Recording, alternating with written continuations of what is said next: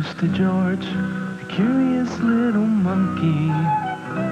He's so full of curiosity. Here's to George, the curious little monkey. He's as curious can be. Curious George at the fire station. Today, George and his friend, the man with the yellow hat, were visiting the fire station. The fire chief met them in front of the station. "Hello, George," he said. "Your friend tells me you want to be a fireman when you grow up. How would you like to wear this fireman's hat today?" George loved to wear the hat, even though it was a little big for him. They went inside and looked at the fire engines. "We're proud of our engines," said the chief. "We keep them as bright and shiny as we can." Up on a ladder, one fireman was polishing a big brass bell on the wall. "That is our alarm bell," said the chief. "It starts to ring whenever there is a fire to put out." There was another brass bell on the fire engine. "We ring that bell on our way to the fire, George," said the chief, "so that people will hear us coming and get out of the way." "And this is Sally, our Dalmatian. She goes to all the fires with us. She just had a litter of 10 puppies. They're still too young to be playing down here. They have their basket on the second floor where the firemen stay. Would you like to go up and see the puppies?" Of course he would. George and the man with the yellow hat went up to the second floor. There in a straw basket were 10 little Dalmatian puppy dogs.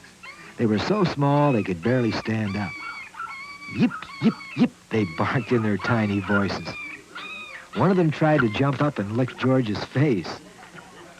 Not far from the basket was a big round hole with a pole in the middle that went straight down to the floor below. "When the alarm rings," said the chief, "all the firemen slide down that pole to the fire engines. You may slide down if you want, George, but be careful." Whee! George held onto his hat and slid down the pole like a real fireman. Then he ran over to the fire engine with the brass bell on it and climbed behind the steering wheel.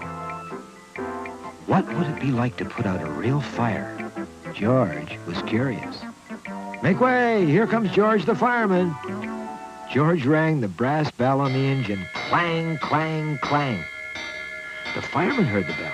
What was going on? They hadn't heard any alarm, but maybe there was a fire. "Who's ringing the engine bell?" cried a fireman.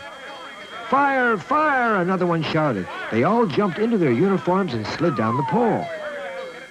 When they got to the fire engine, all they saw was a little monkey ringing the bell. "George," said the fire chief, "you've gone too far. Fighting fires is a serious business. Get off the engine right now." George felt terrible. Suddenly, Sally the Dalmatian started to bark. She was looking up to the top of the fire pole. Then the fireman looked up too. One of the puppies had gotten out of its basket and was looking over the edge of the hole. One more step and it would fall down.